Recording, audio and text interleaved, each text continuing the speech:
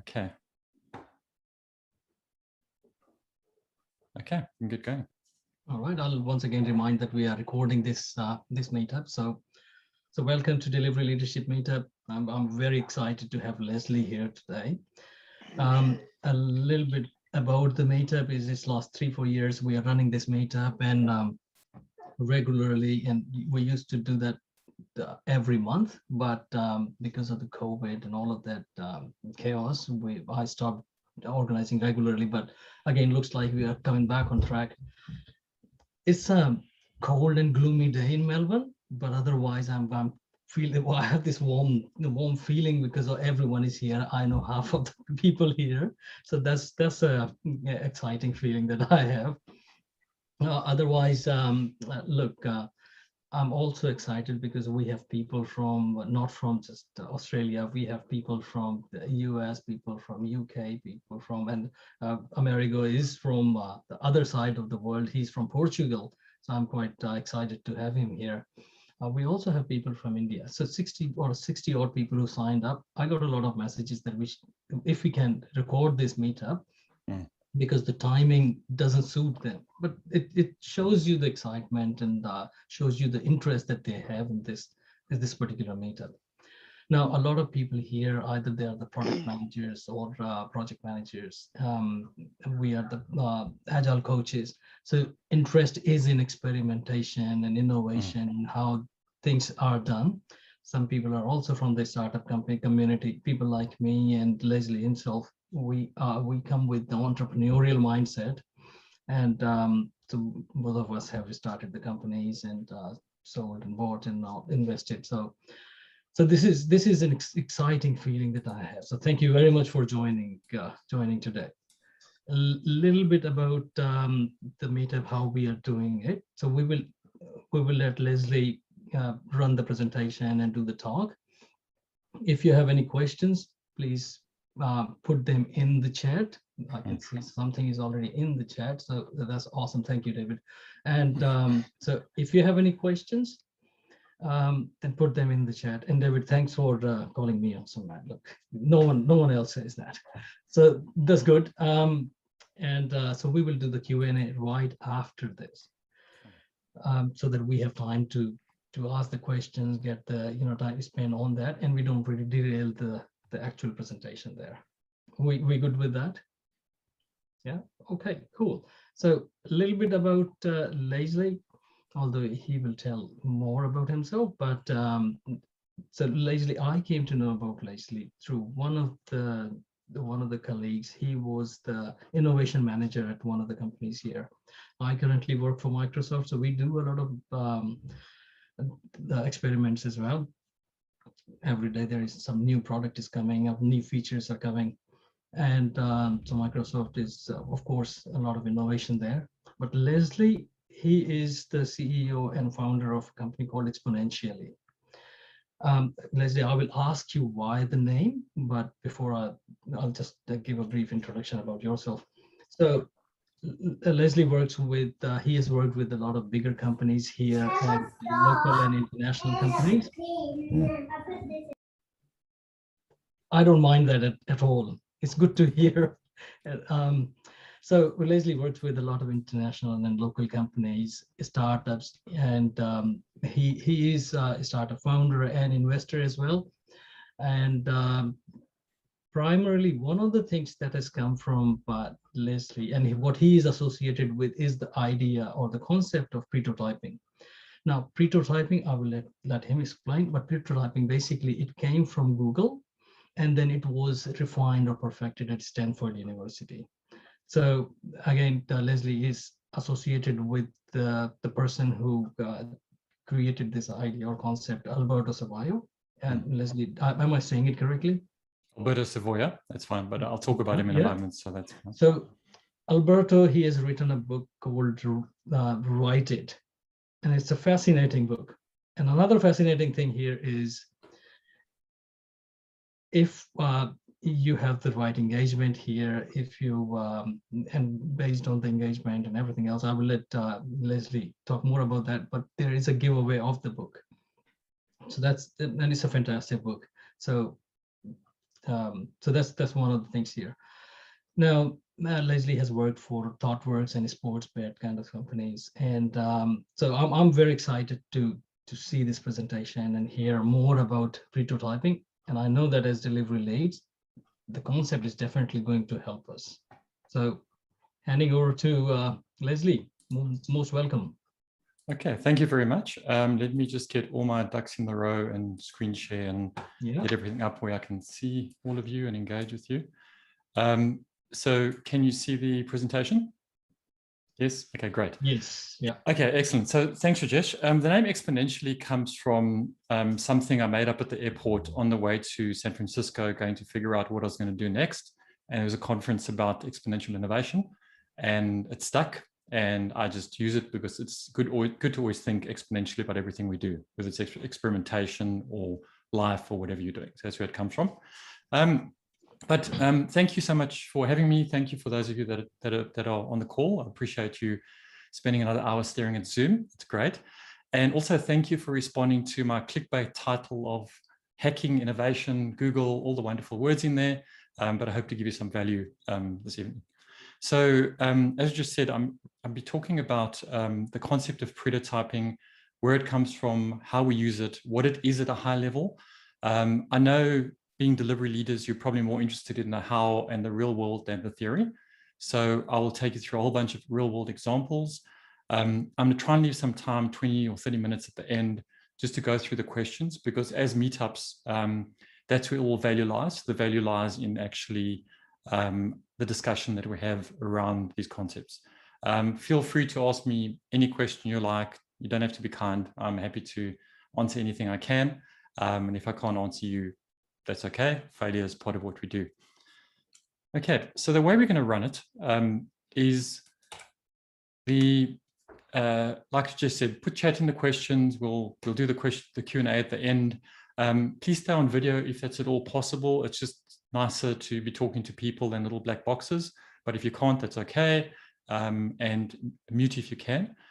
You obviously can make notes, but I will send you out a copy of the slides. So I'll give you all these slides unedited at the end.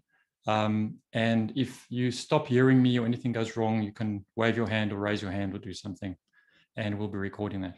Okay. Cool. So let's get into it. So a little quick intro to me is I've built 5 startups. I've sold 2. I've completely obliterated 3 of them. So massive failure there. So I'm really good at failure.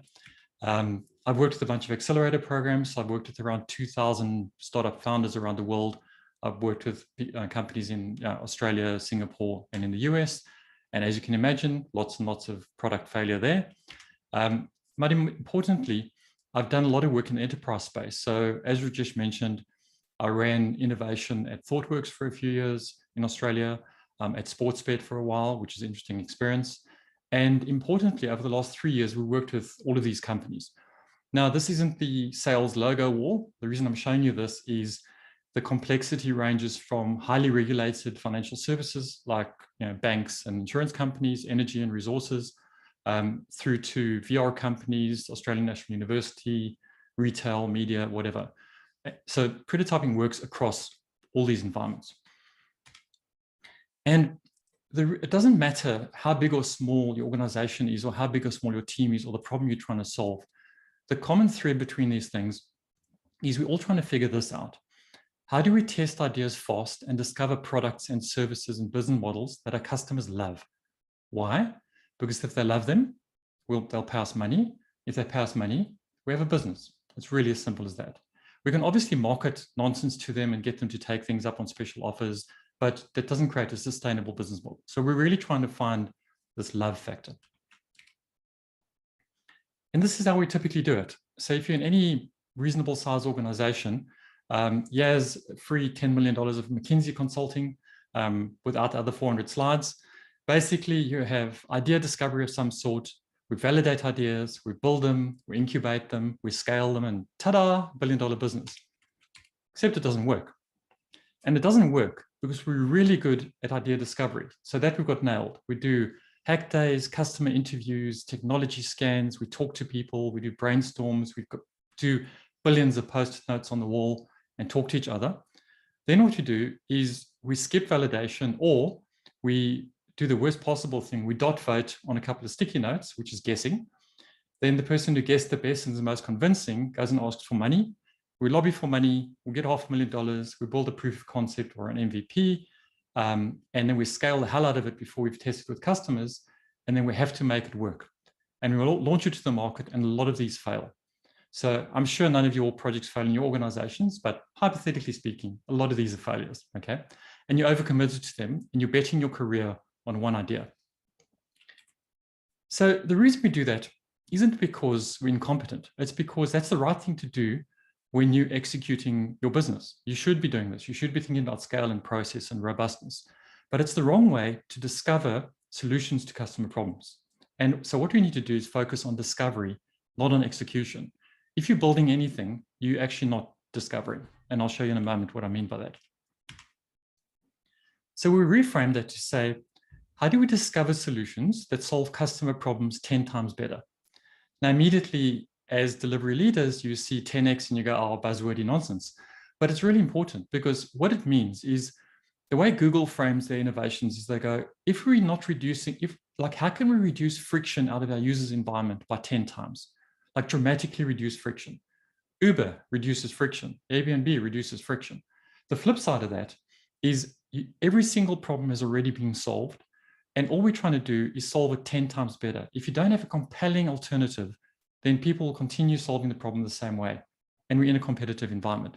So we've used this as a great filter to figure out, is this something, out of all the possible things we're doing, is this the thing we should be spending our time and money and resources on?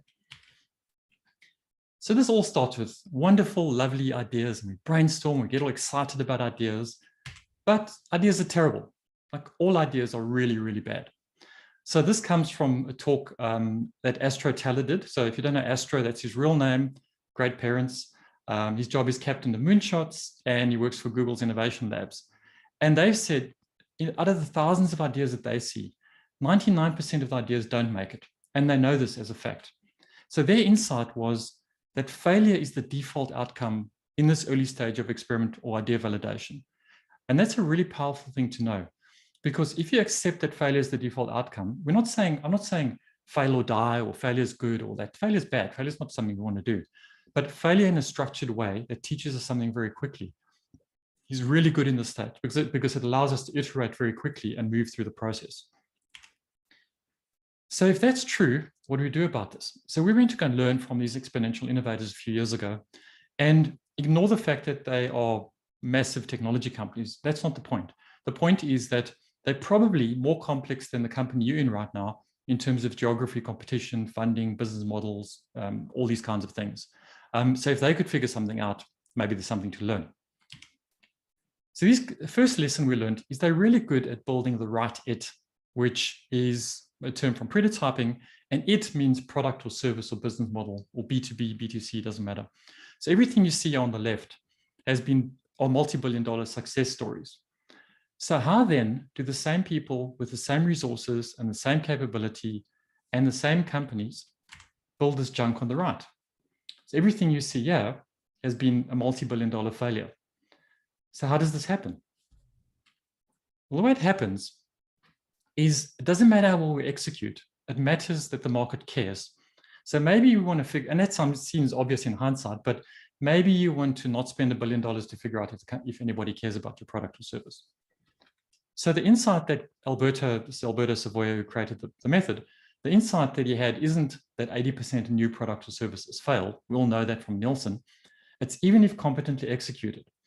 So if you think about your organization, what happens when a product or project fails or starts failing?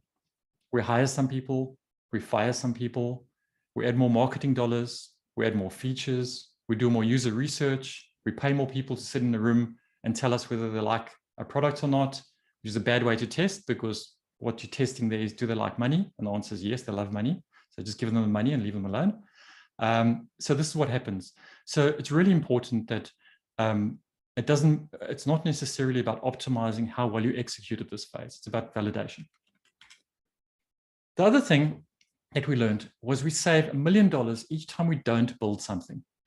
Now, this sounds like made up nonsense, and it is, I made it up.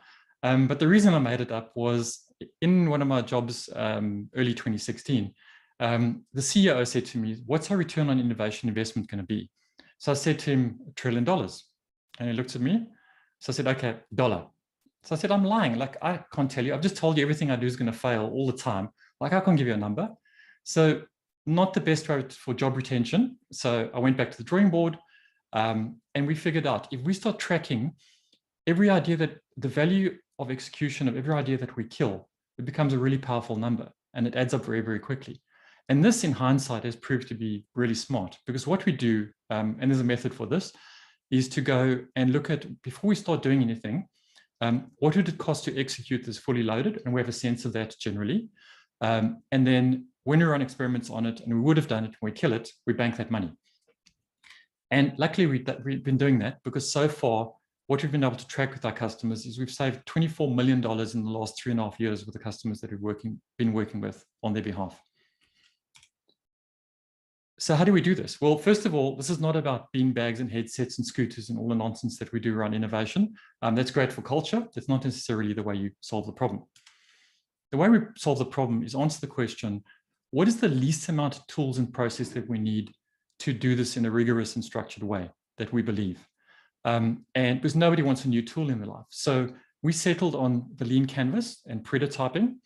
I'm not going to the lean canvas this evening, but with the lean canvas, all we're doing is there's so many people thinking about why this is good for your business, why an idea is good for your business, that we want a mechanism to force them to think about the customer. From a customer perspective, why is this good? And it's a great filter for ideas. So we use this quite rigorously and extensively. And then prototyping, obviously, to validate everything that's on the lean canvas, which is just all of our made up pie in the sky assumptions. So the way you do this is relatively straightforward. What you do is, most companies I'm working with are testing between 4 and 8 ideas with customers. And at that rate, 99% failure rate, you've got very little chance of succeeding. So easy, you test 10 times more ideas. Not so easy. Think about in your organization, now, if you're testing 1 idea, what would it take to test 10? If you're testing 10, what would it take to test 100? Everything changes. How you fund it, how you test it, what your process is, how you collaborate with different areas of the business. What about risk and legal? How do you test on live customers? How do you find them? All that stuff changes. So enter prototyping. So Google talks about this as the prototyping zone. And really what we're aiming for a method that allows us to test ideas in weeks for a few $100s instead of months for tens or hundreds of thousands of dollars by building proof of concepts. And this also sounds like nonsense. So I can attest to the fact we've run over 1,000 prototypes directly with customers. And I'd say 95% of the time, because we track the data, obviously, data over opinion, is 95% of the time we can get an experiment out the door in 2 weeks for around $100 per experiment. My hardest job is to convince companies to only spend $100 and to not spend $10,000. It's much harder to get $10,000 or $20,000 or $30,000 out of companies than to get them to spend so little. So we're really trying to increase experiment velocity, and because we know most of them are going to fail, so we can find good ones and decrease the cost and the effort involved. So let's talk about prototyping. So Alberto's worth talking about. He was the first engineering director at Google back in the day. He left to start a business. In 2007, Larry Page called him up and said, we need to figure out a way to test rapidly. They put a team together of smart people. They created prototyping, so you can blame him for the new word, of course, not me. He then went on to teach this at Stanford University. And I've been working closely with Alberto since November 2015 on this and bringing this to Australia and this part of the world. It is a real thing. So Alberto has worked directly with all of these companies, which you'll recognize, and they deploy this method. So what is it? So what prototyping is designed to do is to make sure you build the right it before building it right. And the obvious question, particularly for this group, I imagine, is what's the difference between a prototype and a prototype? So a prototype is trying to answer the question, can we make this thing? The answer is yes. It's 2021, we can make everything. We don't have to answer the question, it's redundant, okay? We have to ask, should I make this thing in the first place? Should I build it? The way we answer that, or the way we frame that, is we ask ourselves, How can I test market demand for $0 in 24 hours with our customers? Now, can you do that? Of course not. I don't mean it literally, but if it currently takes you a month to test something, how do you do it in 2 weeks? If it takes you 2 weeks, how do you do it in a week? The way we do this is we teach you a bunch of experimentation techniques, some of which you'll recognize, to be able to try and get data versus opinion. The reason we teach you the techniques is if you go to someone, you say, run an experiment. The first thing they do is they fire up MailChimp or SurveyMonkey or Qualtrics or something, and they send out a survey. And what do you get back from a survey? Opinion. We don't care about opinion. We want data. So the principle of prototyping, we're designed to get data over opinion from people. We don't ever want to ask someone, do you like this thing? Or would you like one of these? Or please express interest. We want to present something as real and measure what they do versus what they say. What do we mean by data? Data is skin in the game. And skin in the game is any of these. It's attention, it's time, it's commitment, it's money, it's information. It's some way of getting someone to take an action based on something you put in front of them. It can be as simple as an email. It can be as complex downstream as selling them something, selling the customer something. What skin in the game is not is 100 or 1,000 Facebook likes. There's zero effort to do that. It's not a million YouTube views. It's maybe a subscribe to YouTube channel, as an example. It's an email response. It's not a, hey, will you like to come to our meet, or not our meetup group, because you've got skin in the game literally, yeah? But would you like to come to our market research thing where we give you money to do a thing? You're testing the wrong stuff there. So the way we do it at a very high level is the process of prototyping is we go from an idea through to a lean canvas to filter out the customer perspective only, not the business perspective. We then figure out what is our key market hypothesis. So what are we trying to prove or disprove? And I'll give you some examples in a moment as a statement. Then the heart of prototyping is this XYZ hypothesis. So we're trying to say this as a number. So how do we know before we even start, and this is key, what good looks like? So what percent of which people will do what behavior, so that we don't create that whole downstream nonsense of you go off, you run an experiment, you come back, we go, yeah, we've got 10,000 people did the thing. Why is that good? Maybe it should be 1 million, maybe it should be 4. We don't know. Or you go, we ran this experiment, we came back and they didn't like it. And the boss goes, yeah, but wrong customers, or run it again, or try the blue one. You've got nothing to ground yourself in. So what we do is we first set the baseline of what good looks like. And then we measure ourselves consistently against that by running multiple experiments. We then do what we call a hyper zoom, which is basically just what is the smallest testable component we can run tomorrow morning. We select a prototype method based on which one's the easiest to do. We run a few prototypes and we make a decision if that idea is validated or not. So what is XYZ? So XYZ is what is the minimum percent of the target market that will take action for the product? And we don't have a huge amount of time, so there's a whole conversation around how do you get to that X, but believe me, we can do it. So a made up example of that would be at least 5% of luxury sedan buyers in Australia will buy Tesla Model 3 in 2021. That's completely testable, verifiable, and manageable, and it either passes or it fails. So as a summary quickly before I go into some examples, really what we're trying to do is present an idea as real to customers to measure what they do versus what they say. We're trying to measure the customer demand with the end state of what a potential product looks like without building any technology, which is key. There's a bunch of companies that do this really, really well. Some of them I've showed you on the right there. So what I'm going to do now is just switch gears and go into some experiments and some samples. So everything I've said to you now can be argued is my opinion and not data. So being a data over opinion person, like I said, we've run 1,000 prototypes. So you can ask me any questions around this. I thought I'd select, the first one is, there's a method called the mechanical Turk, which you're probably familiar with. So being people whose job it is to make and build technology, this is heresy. I'm saying don't build anything. And the way we get around this is we use a mechanical Turk. So we use humans to simulate the technology to avoid us running down the road of wanting to make things robust in terms of process and scalability and fail-proof and bulletproof and all these things before we even know anybody cares. The simplest example of this, and a real example, March 2016, Facebook launched the Facebook AI chatbots, and I'm sure you remember that. So the answer to every technologist was, let's make chatbots, because we need a chatbot. That's the dumbest reason on earth to ever build a piece of technology, okay? Like, what's the customer problem we're solving? How are we solving something for them that's 10x better than the way they're currently solving it? So what we did is we churned around a little bit. We put together a lean canvas, and we found a problem that looked like this technology could potentially solve it.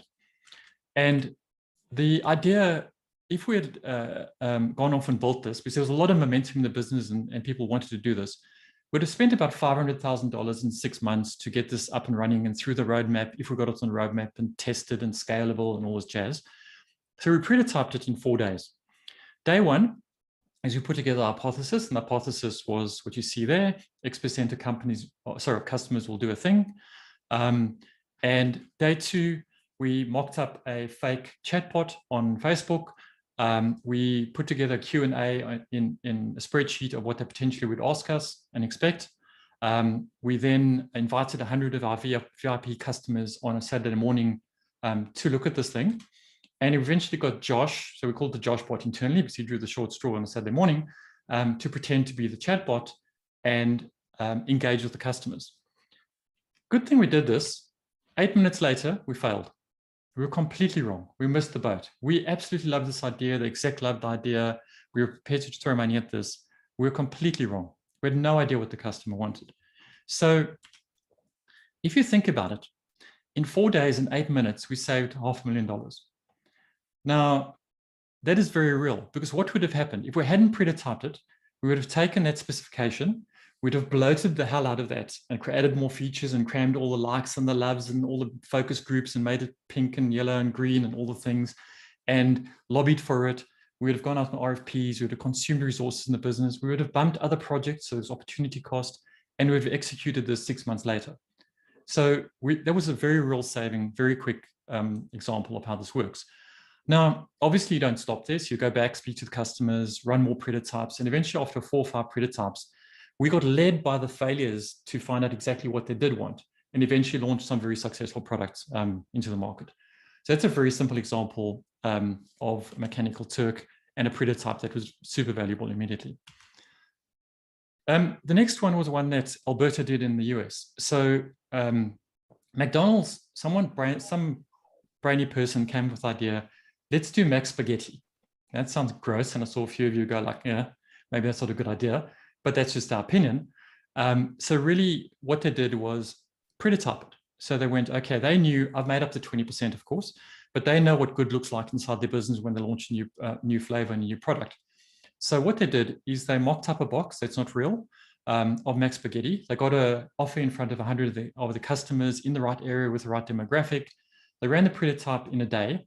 And luckily for us, only 2% of people took up the offer.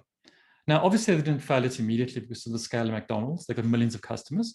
Over a week, they got this in front of only 1,000 customers. So they ran 10 prototypes in different areas with different variations of this. And they killed the idea. And that's super powerful, because out of all the possible things they could do, they stopped doing this based on that sample size. Remember, we're going for best case scenario. So we're not trying to test statistical significance at this early stage. We're trying to go, if we can't even get 100 people to do this, or 2 people or 10 people to do this, we need to stop and go back to the drawing board. So that's the power of doing this. Another great prototyper is Domino's Australia. So if you speak to Don May, he met Alberta, I think it was early 2015 as well, and immediately flicked their business model across to test these things. So it used to cost, he said this publicly at a conference, it used to cost them millions of dollars to get a new pizza flavor out. So to do all the market research and flavor testing and all that. Now what they do is they've got a few stores that they demarcate as prototyping stores, where they very simply add a new flavor onto the menu. And I just made up pineapple pizza lovers because it's controversial, but they put a new flavor on the menu and they measure how many people order that. And the best skin in the game on earth is a customer coming up to you and giving you money for a thing. And then what they do is they Mechanical Turk it. So they make it bespoke for their customer. There's no harm done. The customer doesn't even know that it was an experiment. They get the product that they want, and they measure these over time, and eventually they promote those onto the main menu. And they do this very actively And they do this across their whole business in multiple areas. So very big fans of prototyping. And then another example is we did some work with RACQ up in Queensland, insurance company. And we spent 3 weeks with their team there. We ran about 18 experiments with them. And there were a bunch of ideas that had been on the back burner for ages. So one of them was, and he spoke about this in the financial review, so I can speak about it, was mobility as a service. So the idea, and it's in all insurance companies, they all go, people would love something where there's an end-to-end trip management. So what we do is from when you leave the house, we'll like book your Uber, and then we'll book the tram for you, and then we'll book for the train and the whole journey and map that out for you. We tested the hell out of this thing because they loved it and they wanted to invest in it. We couldn't give people free money to take this offer. Like they did not care. No one was slightly interested in this. So it was a really good example, once again, of stopping something. And I know I've spoken a lot about stopping things. There's a lot of examples of customers where they've validated these ideas and they've actually gone on to get really good results. So there were a bunch of examples there with RACQ. And then the last of the examples before I go to the next section is we did some work with RACV, another big national insurance company for those that are not from Australia. We worked with their team, ran 14 ideas, 38 experiments in a 3-week period. And I love these quotes like, customers absolutely don't do what they say. They lie to you all the time. Facts don't care about your opinion, and you can absolutely get data within 24 hours. AGL Energy, we've just done a case study on them. They've run 1,000 experiments last year. We trained them 2 years ago. They've saved $7.5 million, which is a significant number, by not building the wrong thing. And they're aiming to do 2,000 years. And I love this quote, which they say, each test we run makes us smarter as a company because we're learning so much directly from our customers. Okay, so I'm nearing the last section now. So that's all wonderful, but why do you care? So I'm not coming to you and saying, you know, here's a new hammer, like, so everything has to look like a nail. The answer to every question is not prototyping. But where it's valuable and where we've seen it is it doesn't live in a silo. So you have an existing process in your business. So whatever you call it, you'll have some way of discovering customer problems, and it could be human-centered design or one of these techniques. You have a way of exploring possible solutions. And then often what happens is we jump across to using a proof of concept or build through lean startup or agile or one of these techniques to test these ideas. So the only question we're asking is like, if you have a way to run experiments currently, and by run experiments, I don't mean talk about them endlessly or design them or map them out or design the pre-POC. I mean, run experiments live with customers that you can validate the actions with data, then prototyping works. If you know the answer to the question, so where it doesn't work is like if you want to build a bridge, like don't prototype that. We know how to build bridges. You know the answer, you know the question, you know the answer, go and execute. But if you go, we have a problem, we have multiple potential solutions, we're not sure which one the customer would like, this works really well. Why? You protect your career and your reputation because you don't have to bet your life on one idea and drive it through the process and nurture it and pretend that it's working, even if you know it's dying horribly in the ditches. You can stop these things and kill them very, very quickly. If someone pushes back on you and says, you know, the experiment isn't good, you can say, great, just run it again tomorrow or in a week's time. So we can do that. And we've seen in the real world that the quality of proof of concepts and the quality of what comes out the end and what we build is a much higher chance of success because we've done this bit of work and validation upfront before we jump across to executing things. What I'm not saying here on this call, absolutely, is I'm not saying HCD and design thinking is nonsense and it's bad. It's absolutely valuable to understand what customers want, how they behave. What I'm saying is it's not the best method to test whether a customer is going to actually take this thing up and do something with it and validate that.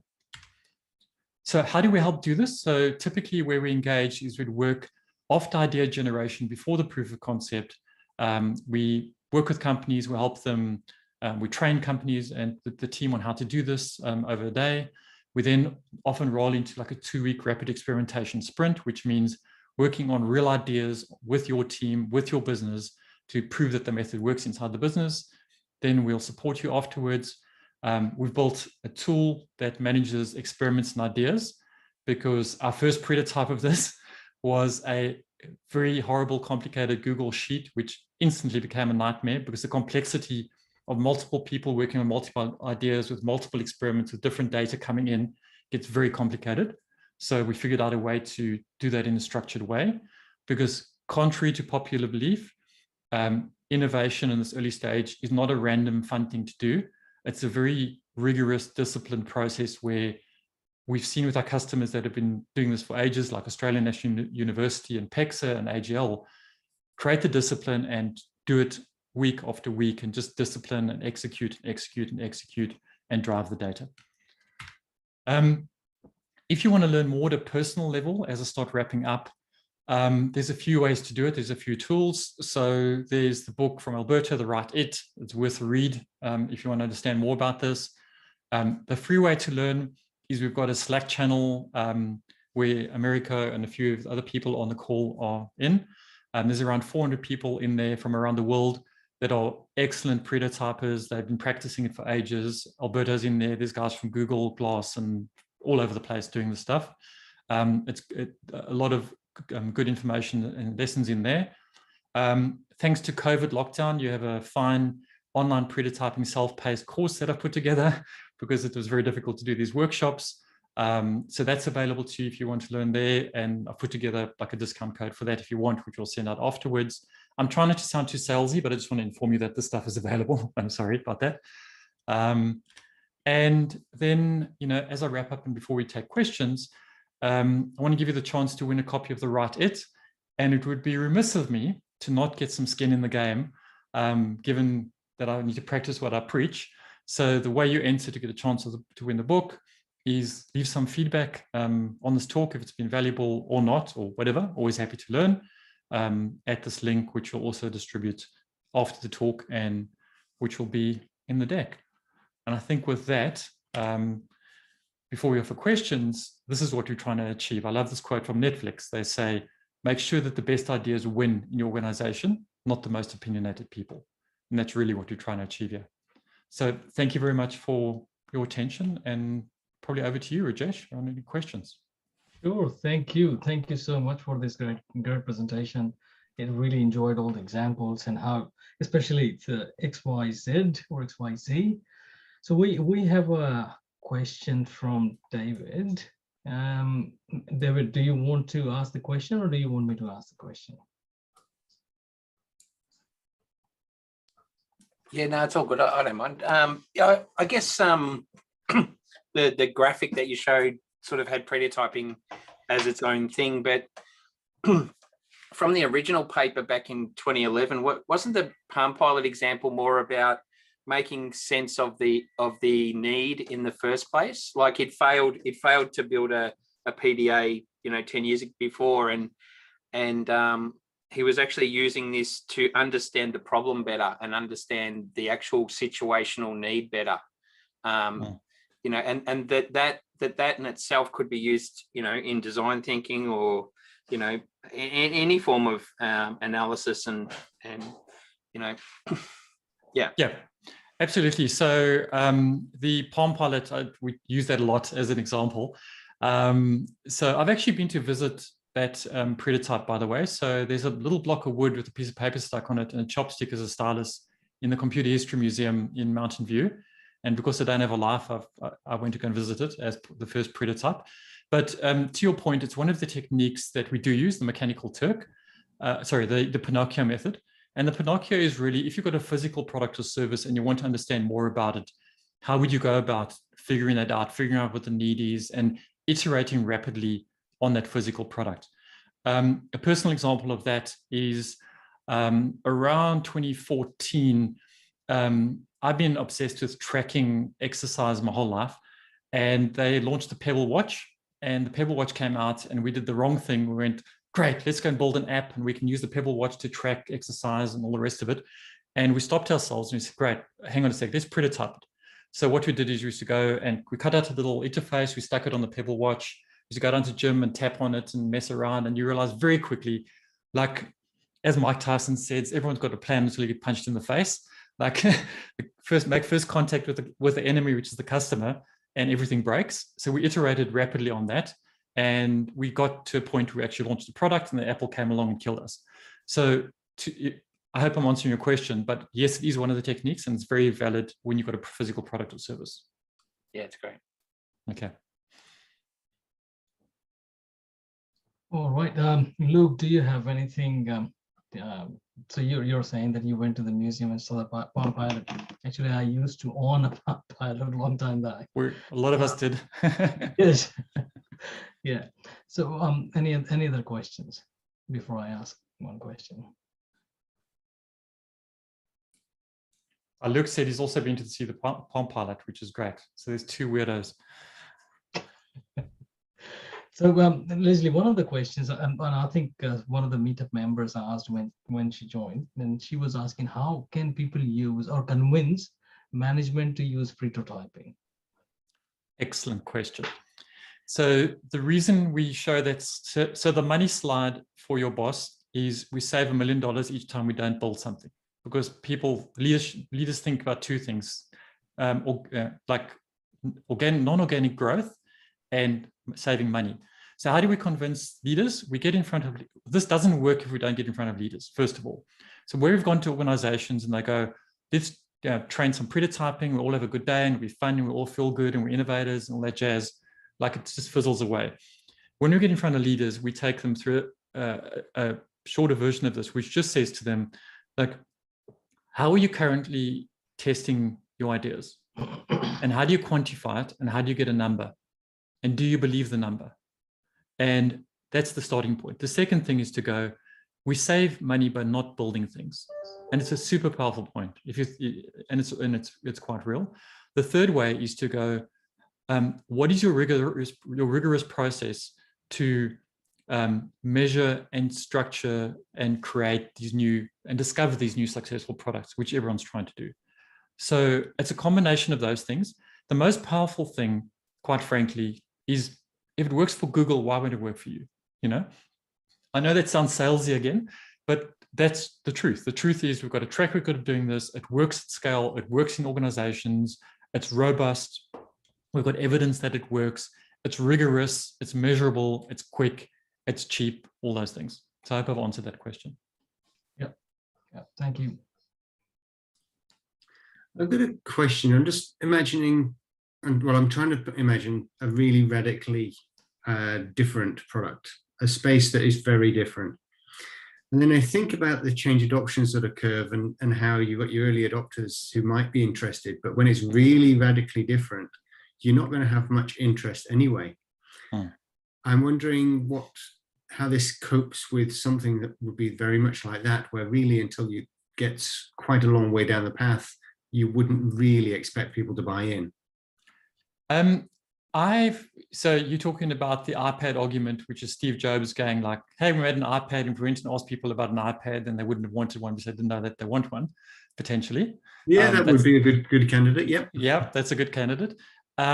So I don't believe for a second that Steve Jobs sat in a room on a mountain with his legs crossed, rubbing his chin, coming up with an iPad. I think what they did is they iterated and they tested and they did a lot of testing to figure out what this looks like. I also believe that you can always test. Look, you'll have radical left of field products. Does prototyping work for that? Probably not, because you'd have to reveal your patent or some smart thing about it. So that's probably what I think. But also, I believe you can distill any problem down to the essence of what is the problem you're solving for a customer, what solution, how can you simulate a solution that they may potentially need so you can understand and inform what you need to do next. So I think that's the essence of it, is the method forces that kind of thinking, which is what is the simplest possible thing we can test to validate the biggest problem that the customer has, and if we're solving it relative to other people. Okay. Interesting thought. Yeah, I think it could be an interesting conversation with quite a few people, trying to dice it, like slice it down to that granularity. But yeah, worth a try. Well, we've done that. We do this a lot. So in the enterprise space, by the time they bring us in, they'll have, the thing is so complicated. It's like what we need is we need a portal and need to do all these things and consolidate the systems and train all the people. And then we need to launch a rocket and add Bitcoin and crypto. It's that kind of conversation, which is crazy. And we go, great, like, where's the customer? What does the customer want? Why should we be the person solving the problem for the customer? Are we the uniquely placed on the planet to solve this better than anybody else? And why should we play the game? And once again, what problem has the customer got? Often the customer problem is nowhere near the solution, okay? Then we just step away, because then you just go do it because you're doing it for a strategic reason or some other reason. But if you drill hard enough and you push hard enough, you always start with what's the customer problem? What's the individual problem? Not what is the group of customers. So we're not saying people, I'm a SpaceX fan, so people who love space want to ride in a rocket. We're not saying that. We're saying I would like one day to be able to afford a trip to suborbital space in the next 10 years before I die. So it's from my perspective, not the generic mass herd perspective. And that way we always get down to the simplest possible thing that we're solving. Yeah. Just another question, sort of down at the team level. If you've got a software engineering team who are doing some form of hypothesis-based development at the moment, and maybe the problem that they're trying to solve does have a few more boundaries around it, it doesn't seem like it's that much of a leap of faith then to do this style of work without really necessarily needing senior, organizational buy-in. Do you think that's true in your experience? I think it's absolutely true. So the reality is, in the beginning, when we engage with customers, it's typically working with teams that are product teams that are building stuff, and it's typically continuous improvement. So someone will say, we need to optimize another reporting function, or the way we take payments, the way we do something. And with those teams, if they're empowered to stand up experiments and they're not constrained by governance or risk or legal or technology to actually run experiments, and we can get in front of a customer. Now, remember, a customer can be an internal person too. So we've had a lot of cases where there'll be internal systems servicing the business, or the help desk will have help desk as a goldmine for prototyping, because they're making contact with customers all the time.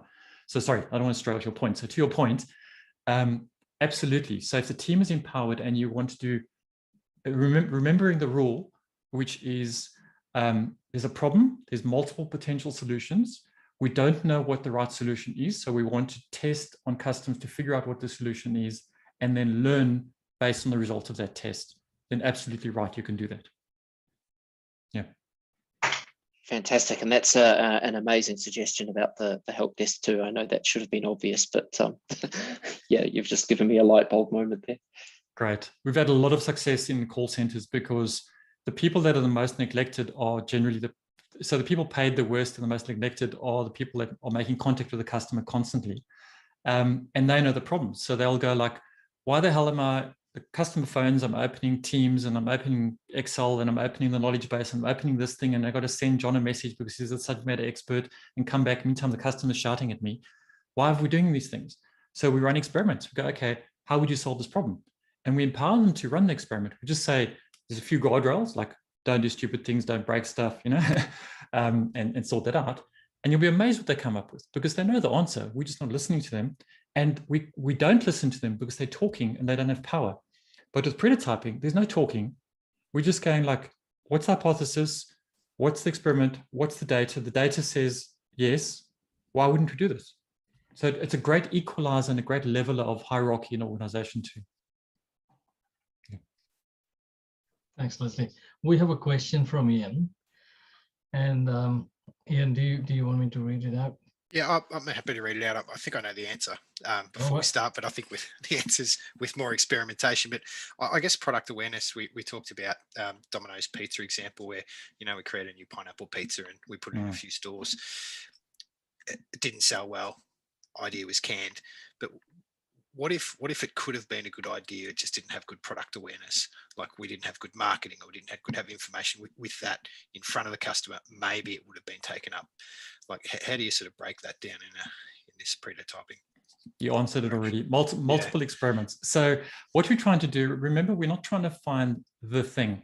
In reality, most of us aren't in a startup environment going, we want to launch a Uber. Okay, we're in an environment which is, there's hundreds of ideas competing for attention, and we're trying to eliminate the bad ones very quickly and focusing on the good ones. So what they're trying to do is not find the pizza flavor. They're trying to go, we're going to try 10. okay, and they're competing with each other. And typically what happens is, one way to do it is you go design the perfect marketing campaign and you launch it and it fails.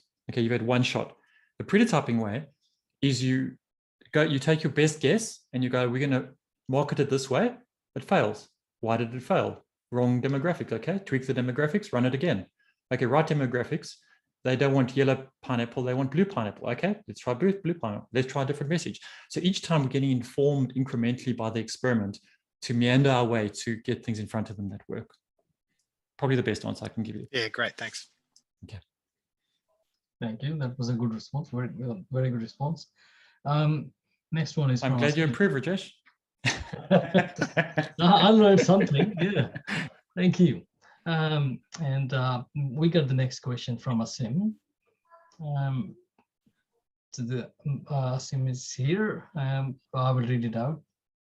So how would you put prototyping in a scenario of internal product or internal products where pretty much the directors or MDs mandate the teams build X, yeah, for example, build a mobile app, business applications. Okay, so this is the boss coming in and going like, I was overseas on a business trip and I saw this app that does this thing and I think we should do one.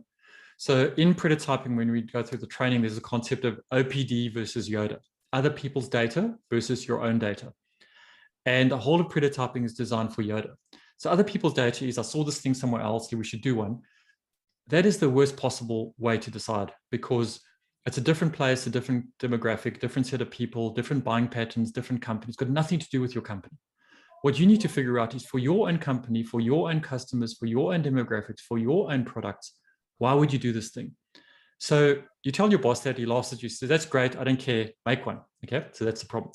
The way we solve it, we say, what we want you to do is, so that we're clear, can we spend 30 minutes and build a lean canvas together so that we understand that we're on the same page? Why?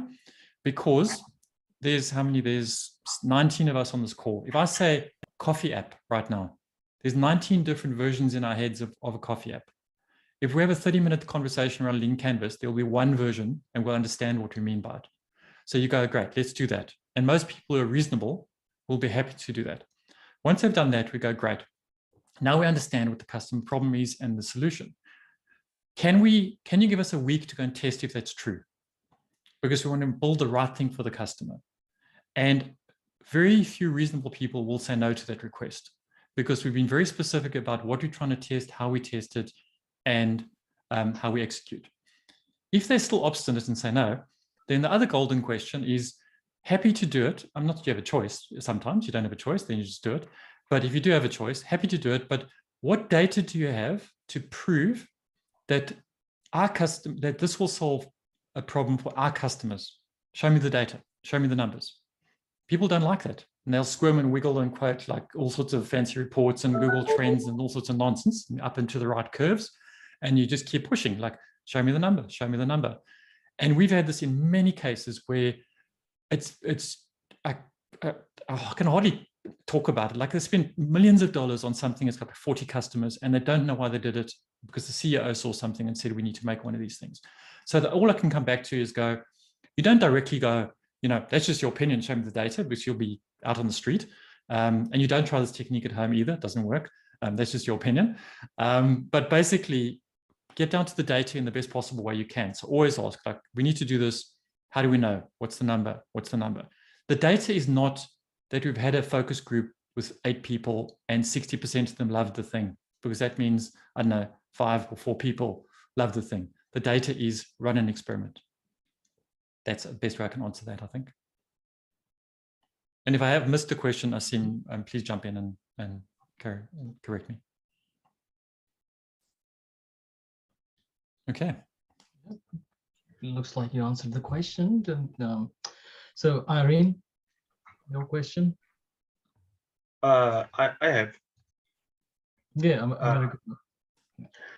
Leslie, I've been designing a prototyping service, and I'm looking for idea creation, and market entry in the startup lifecycle. I would like to understand from your real experience, the challenge and the barriers to implement prototyping by solo entrepreneurs, people who just have an idea and they want to build their business case and they want to build their pitch. Well, I see an opportunity to offer them prototyping as a way to show skin in the game.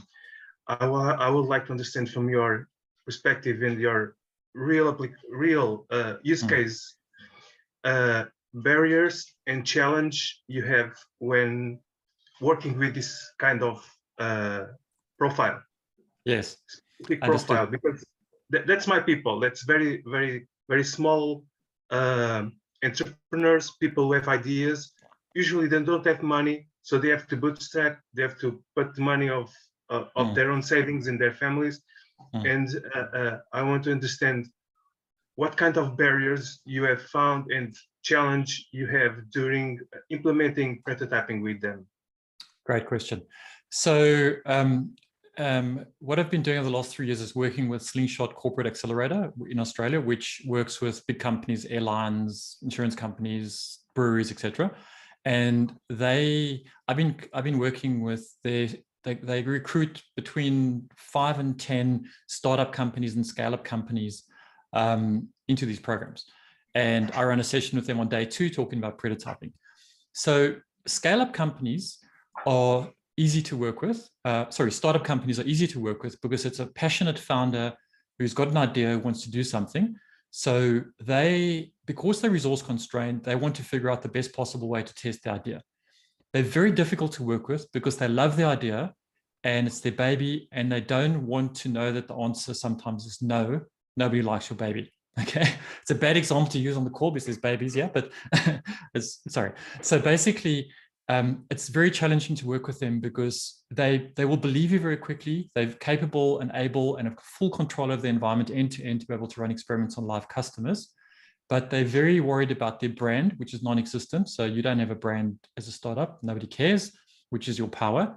They're much more able to run risky experiments like the fake door, where you pretend you've got something and you don't, which is harder to do in an enterprise. They move really quickly. But I've found it very difficult to get them to continue using prototyping because of the discipline. And they've got so many competing priorities. So what you need is someone, and I don't know how you would do this, but someone who holds them accountable in a way that's either part of their board or that they're paying to hold them accountable to run those experiments and measure and manage that outcome and believe the results. Because as we know, like you need to test these things in a rigorous way and believe the results. So it's been really difficult to do that. The other thing is for skin in the game, they don't have money, so they can't pay you, which is a problem. But I'm sure there's ways to get around that. In terms of scale-up companies, by that I mean a company that's been in business maybe a year or two, they're making some money, they've got a team of 5 to 10 people. In Australia, that's a scale-up company. In the US, they're much bigger. They are very difficult to deal with because they don't want to know that the idea is wrong. And often when you come to the business, they think you're telling them your idea is wrong, and you're not. You're going, out of all the possible things you could do, test it, and we'll figure out the right way to execute. So your core idea and vision is right, but how you execute, you're busy trying to find product market fit. And this is an excellent way to find product market fit. Problem solution fit as well. So I've had one founder who we worked with for quite a while, and she came to me and she said, I'm terrified to run this prototype. I've raised $2 million. I've got a team of like 10 people. I don't want to know that this thing doesn't work. I'd rather not know the answer than actually run these experiments. And we got her over the line. So they're excellent because they have control over the environment in summary, but they're very difficult because they love the idea. And what you're trying to do with prototyping is break that love. And the best way I found to do with them is, like I said, keep them on the core vision, but then test the different features and components and subsets of that. Does that help? Yeah, absolutely. So the best setting in the life cycle is growth or later in acquisition or when they become corporation? I think you want something you want a company that's reasonably funded and that is making revenue that can afford you. So I think the filter will be, will they pay you money to do this, and will it be enough money to run your own business? Because, you know, you could teach them credit, and I don't know, this is the filter that I would use, because if they're not committed and they're not putting skin in the game and it's significant, then they're not going to hold themselves accountable. So you want some lever that gets them to hold themselves accountable. And that's typically in the growth phase. In the very early stage, I do a lot of work with early stage founders. You do it almost pro bono because, you know, you love startups and you want them to succeed. Yeah. Yeah, I have a couple of people who approached me with that idea. Well, they don't committed themselves with the experiments and with the purpose, and you end by closing collaboration even just a couple days later, because there is no commitment. That's it. And well done. One last question. All prototypes I applied, all of them turned out to be a failure, and I never understood why. I never understood why, really, because that's such a beautiful idea, such a very well designed, and why I never understood why. It's a bit blind approach. You just get a number. It works or not. You don't understand the why. Do you have any kind of solution to understand the why not? Yes. That is not strictly based on prototyping. So I think you need to, that's why I showed that process slide. So I don't think it lives in isolation. So I think you're constantly jumping between quantitative and qualitative results. So what we do with getting the number is we go, has this passed or failed? And then we always get the team together again and we go like, why has this idea failed? What is the lessons that we've learned? So we go, someone from marketing might say, well, it wasn't pretty enough. And I'm sorry to marketing people, I'm not putting in that box, but you know, it didn't look good enough to the customer, appealing enough. Then we go, okay, let's run another prototype and figure out if that's true. So then we're testing exactly the same experiment, but with slightly adjusted marketing. If it fails again, we go, okay, what have we learned this time? Well, we've learned maybe we got it to the wrong group, or the messaging was wrong, or the pricing was wrong. And we run multiple experiments. That's why you're running 4 or 5 or 6 or 7 of these things. And you will understand why very quickly. Sometimes you can do everything and it just flatlines. And then you should just stop and go, okay, I don't understand why. People are crazy. They don't do what they say they're going to do, and you move on. And often what you do is if an experiment fails, it's okay to ask people's opinions after you've run the experiment and go back to them. Like we did on the chatbot with Sportbet. We went, when it failed, we picked up the phone on the Monday and we went say, hey, thank you for taking part in that and using the chatbot. Why didn't you use it? What do you need? And then we got their opinions, we did another lean canvas, and we rolled it back to new experiments. So you're constantly looping round and round and round between running something to get a number, looking at the trend, and then going back to see. All right, thank you. Okay, thanks, America. Thank you. And we have the last question from Irene. Hey, thanks, Leslie, for sharing. Your insights, they're really powerful. I just have one question with regards to testing the hypothesis, because there's so many different hypotheses, right? To test, like what would you suggest? How would you prioritize that? The simplest, quickest one to test. So first of all, in terms of, if you mean which is the right hypothesis, we'll typically end up with one hypothesis per customer problem and solution. So if we've gone, for example, I want to drink coffee in the morning, so I'm grumpy.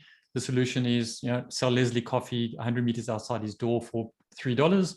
Then we create an hypothesis saying people of my demographic want to buy coffee like within 100 meters. That's the hypothesis. And then we go off, and the experiment that we run is the quickest possible experiment to validate or invalidate that. If your question is around, if there's multiple hypotheses, how do we prioritize? Start with the one that if it fails, you stop. All work on that idea. So meaning, what is the hardest problem you're trying to solve in that case?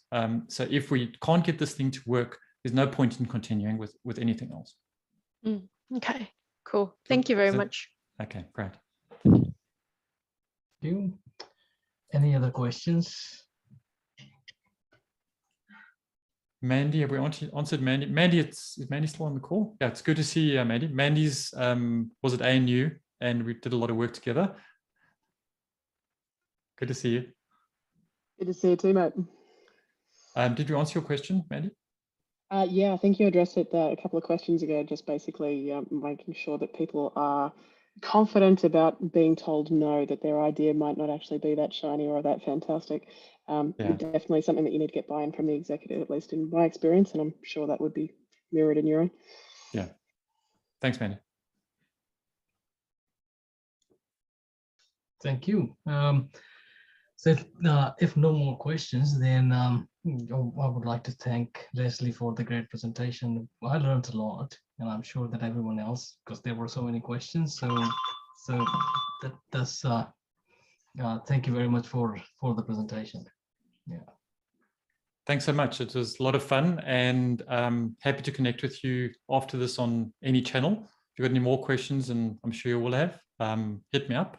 And don't forget to fill in the feedback form, and Correct. I will send you a book wherever you are in the world, and see how that goes. Thank you. And Thank you, Leslie. thanks everyone. Thanks, America. Good to see Thank you, man. you. Thank you. Thanks, that was awesome. Thanks, Yeah, everybody. well done, Leslie. Thanks, Leslie. Thanks, Rajesh. Thank you. Bye, everyone. Bye. Thanks, Thank guys. you all. Thanks, Rajesh. Thanks, Leslie. Thank you. Cheers, Sam. Thank you. You've got a baby prototyper there.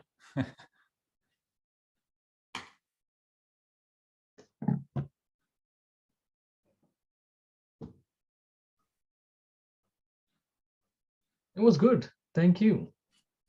Thanks, Rajesh. I appreciate the opportunity. It was great. I had a lot of fun. Yeah, well, it was. I wasn't sure whether we would have a lot of questions or not, but looks like people were engaged. Yeah, Yeah. it's very good.